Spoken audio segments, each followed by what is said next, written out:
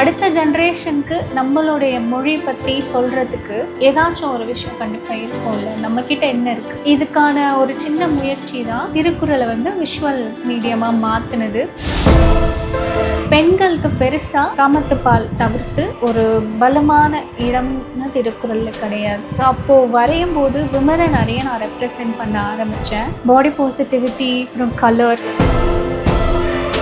நான் கண்டினியூஸாக 1330 நாள் வரைஞ்சேன்.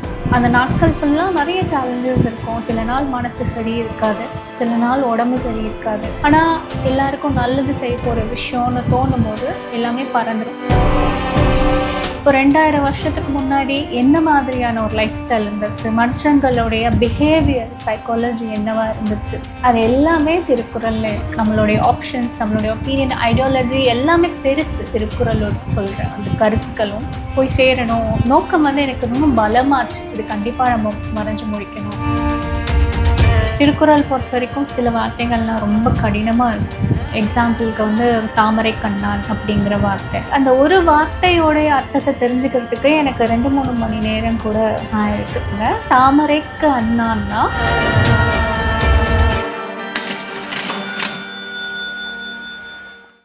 வணக்கம் சௌமியா. வணக்கம். இப்போ நிறையா பேர் டிராயிங் வரைஞ்சிருப்பாங்க. அந்த டிராயிங்கில் மீனிங் பார்த்து தெரிஞ்சுப்பாங்க. பட் ஆனால் நீங்கள் அது திருக்குறளை ஒரு டிராயிங்காக மீன் பண்ணி வரையணுன்ற அந்த தாட் ப்ராசஸ் எப்படி ஸ்டார்ட் ஆச்சு? அதுக்கான காரணம் என்ன? முதல் காரணம் எனக்கு ஒரு கில்ட் ட்ரிப் இருந்துச்சு.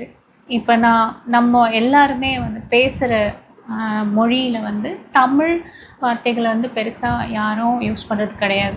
அப்படியே நான் யூஸ் பண்ணணும்னு நினச்சா கூட ரொம்ப ரொம்ப தயங்கி யோசிச்சு, ஏன்னா எனக்கு நம்ம பேச்சு வழக்கில் எல்லா வார்த்தைகளையும் தமிழில் கொண்டு வரதுங்கிறது கொஞ்சம் கஷ்டமாக இருக்குது. அப்படியே தமிழில் பேசினாலும் சரியான தமிழ் வார்த்தையை நம்ம யூஸ் பண்ணுறது கிடையாது. இப்போ மகிழ்ச்சிக்கு சந்தோஷம்னு சொல்கிறோம், கஷ்டம்னு சொல்கிறோம். இந்த மாதிரி நிறைய விஷயங்களை நம்மளுடைய பேச்சு வழக்கில் கலந்துடுச்சு. அந்த குற்ற உணர்ச்சியை என்னால் தாங்கிக்க முடியாமல் தான் நான் யோசித்தேன், நம்ம என்ன பண்ணலாம். அடுத்த ஜென்ரேஷனுக்கு நம்மளுடைய மொழி பற்றி சொல்கிறதுக்கு ஏதாச்சும் ஒரு விஷயம் கண்டிப்பாக இருக்கும்ல, நம்மக்கிட்ட என்ன இருக்குது, எதை வச்சு நம்ம சொல்லலாம் அப்படின்னு நான் யோசிச்சது. இப்போ எனக்கு வரைய தெரியும். எனக்கு ஓரளவுக்கு நல்லா சின்ன வயசுலேருந்தே ப்ராக்டிஸ் பண்ணியிருக்கேன். ஸோ அதை வச்சு ஏதாவது பண்ணலாம் அப்படின்னும் போது என்னோடய தேடல் என்னவாக இருந்துச்சுன்னா, நம்மளுடைய இலக்கியம், நம்மளுடைய வாழ்க்கை முறை, நம்ம எப்படி வாழ்ந்தோம், இந்த மாதிரி ஒரு ரிச் ஹெரிட்டேஜ் நம்மக்கிட்ட இருந்திருக்கு. அதை அடுத்த ஜென்ரேஷனுக்கு நம்ம சொல்லணும். இதுக்கான ஒரு சின்ன முயற்சி தான் திருக்குறளை விஷுவல் மீடியமாக மாற்றினது. பெருசும் உதவியாக இருந்தது என்னோடய விஷுவல் கம்யூனிகேஷன் இண்டஸ்ட்ரின்னு கூட சொல்லலாம். ஸோ விஷுவல் கம்யூனிகேஷனில் நான் படித்ததும் அதுதான். விஷுவலாக ஒரு மெசேஜை எப்படி கன்வே பண்ணுறது, ஸோ அதையும் நான் இதில் நிறைய இன்கார்ப்ரேட் பண்ணேன். ஸோ பெயிண்டிங் பொறுத்த வரைக்கும் நிறைய எக்ஸ்பெரிமெண்ட்ஸ் பண்ணேன், நிறைய மீடியம் நான் எக்ஸ்ப்ளோர் பண்ணினேன். எனக்கு தெரிஞ்சுக்கணுங்கிற ஆர்வம். இப்போ 2000 வருஷத்துக்கு முன்னாடி என்ன மாதிரியான ஒரு லைஃப் ஸ்டைல் இருந்துச்சு, மனுஷங்களுடைய பிஹேவியர் சைக்காலஜி என்னவாக இருந்துச்சு, கலை எப்படி இருந்துச்சு, என்னென்ன கலைகள் இருந்துச்சு, எந்த மாதிரியான ஒரு வாழ்க்கை முறையை நம்ம கடைப்பிடிச்சோம், இது மாதிரி நிறைய விஷயங்களை நமக்கு கொடுத்துட்டே இருக்கும். ஸோ அத்தனை 1000 வருஷத்துக்கு முன்னாடி ஒரு மனுஷனை அப்ரோச் பண்ண அதே விதத்தை நம்ம இப்போவும் அப்ளை பண்ணலாம். அது தெரியாமல் தான் நம்ம நிறைய பேர் வாழ்க்கையில் கஷ்டப்படுறோன்னு கூட சொல்லலாம். இதெல்லாம் தெரிஞ்சுக்கிட்டா இவங்களை இப்படி தான் ஹேண்டில் பண்ணணும், இவங்க இப்படி இருக்காங்க, இது தப்பு அப்படின்னு நம்ம நினைக்கிறதும் சரி, நம்மளுடைய செல்ஃப் அனாலிசிஸும் சரி, நம்ம சரியாக தான் இருக்கோமா, நம்மக்கிட்ட நிறைய பழக்கங்கள் இருக்கலாம், அது சரியா தவறா. ஸோ முதல்ல செல்ஃப் அனாலிசிஸ், அடுத்து சோஷியலி, அதுக்கப்புறம் ஒரு வேல்யூஸ்க்கான எப்படி நம்ம கையாளுறோம், ஒரு ஹியூமன் வேல்யூ நம்ம எப்படி எடுத்துகிட்டு போகிறோம், எப்படி அதை பார்க்குறோம் அப்படிங்கிற அனாலிசிஸ், அது எல்லாமே திருக்குறளில் இருக்குது. இது இன்னும் சொல்லிகிட்டே போடலாம். நம்மளுடைய ஆப்ஷன்ஸ், நம்மளுடைய ஒப்பீனியன், ஐடியாலஜி எல்லாமே பெருசு. அதே அளவுக்கு பெருசு திருக்குறளோட சொல்கிற அந்த கருத்துக்களும் போய் சேரணும் அப்படின்னு அதோடைய நோக்கம் எனக்கு ரொம்ப பலமாச்சு. இது கண்டிப்பாக நம்ம வரைஞ்சி முடிக்கணும். நான் கண்டினியூஸாக 1330 நாள் வரைஞ்சேன். அந்த நாட்கள் ஃபுல்லாக நிறைய சேலஞ்சஸ் இருக்கும். சில நாள் மனசு சரி இருக்காது, சில நாள் உடம்பு சரி இருக்காது. ஆனால் எல்லாருக்கும் நல்லது செய்ய போகிற விஷயம்னு தோணும் போது எல்லாமே பறந்துடும். இந்த வேலையை முடிக்கணும் அப்படிங்கிறது மட்டும் எனக்கு செட் ஆயிடுச்சு.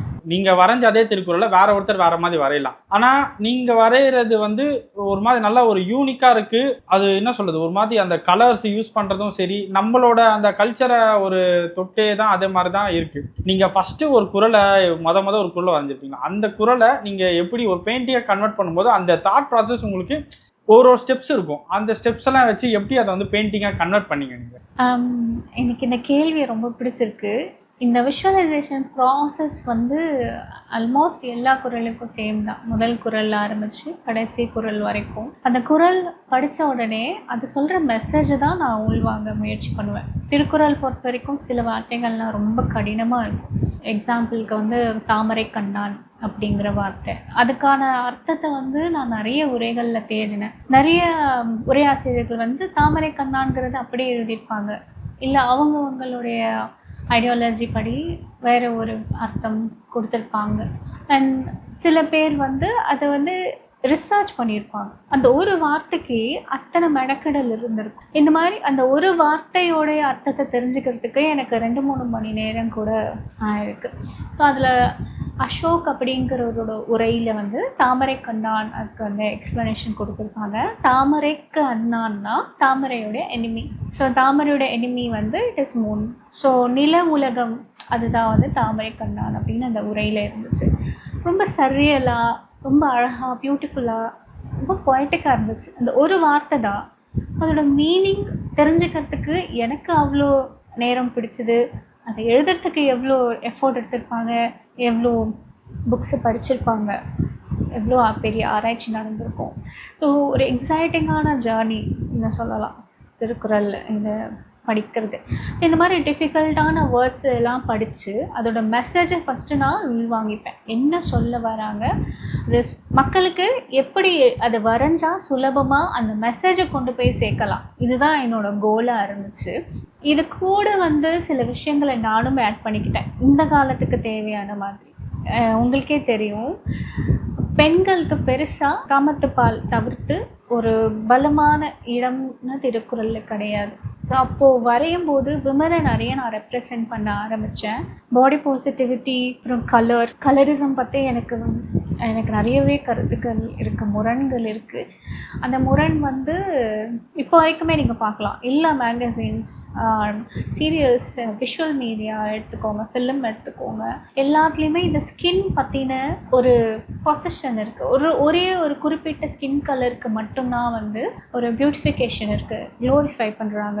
க்ளோரிஃபிகேஷனையும் தாண்டி அது ஒரு பேசிக் நீடுங்கிற மாதிரி இருந்துச்சு. இப்போ தான் அது கொஞ்சம் கொஞ்சமாக மாறிட்டு வருது. ஸோ அந்த ஸ்கின் கலர், அதோடைய ரெப்ரசன்டேஷன் எல்லாத்தையுமே நான் இதில் கொண்டு வந்தேன் இந்த பெயிண்டிங்கில். ஸோ முதல்ல அந்த மெசேஜை காம்ப்ளிமெண்ட் பண்ணுற மாதிரி இந்த காலத்துக்கு தேவையான விஷயங்கள் இதையெல்லாம் முதல்ல நான் கண்டென்ட் ரெடி பண்ணிவிட்டு அதை ஈஸியாக மக்களுக்கு எப்படி சொன்னால் புரியுங்கிறத தான் யோசிப்பேன். அதில் நான் வந்து எலிமெண்ட்ஸ் ஆஃப் ஆர்ட்னு சொல்லுவோம், அந்த மாதிரி கோடுகளையோ வண்ணங்களையோ நம்மளுடைய எலிமெண்ட்ஸ் எல்லாம் அதில் ஆட் பண்ணி கொடுக்கும்போது ஈஸியாக ஓரளவுக்கு வந்து அந்த மெசேஜ் எல்லாம் போய் சேர்ந்துது.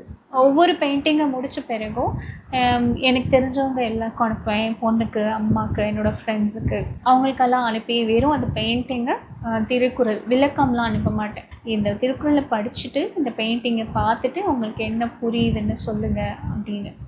அப்போது அவங்க கொடுக்குற பதில் எனக்கு திருப்தியாக இருந்துச்சுன்னா அந்த பெயிண்டிங் அதோடு நிறுத்திப்பேன். திருப்தியாக இல்லை, அவங்களுக்கு சரியாக புரியலன்னா அதில் திரும்ப நான் ரீஒர்க் பண்ண ஆரம்பிப்பேன். ஸோ இந்த விஷுவலி ஒரு மெசேஜை கன்வே பண்ணுறதுக்கு எலிமெண்ட்ஸ் ஆஃப் ஆர்ட் எனக்கு ரொம்ப உதவியாக இருந்துச்சு.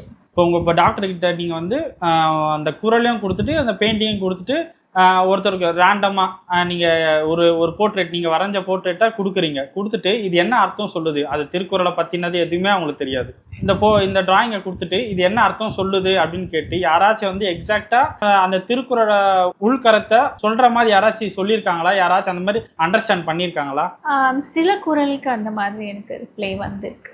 இந்த குறளில் தெய்வத்தான் ஆகாதென்னும் முயற்சி தன் மெய்வருத்த கூலி தரும், அந்த குறளுக்கான பெயிண்டிங் அது எனக்கு ரொம்ப பிடிச்சமான ஒரு குறள். அந்த பெயிண்டிங்குமே எனக்கு ரொம்ப பிடிக்கும். அதனால் நிறைய பேர்கிட்ட அனுப்பி கேட்டப்போ ஓரளவுக்கு சரியான மெசேஜ் வந்து அவங்க கொடுத்துட்டாங்க.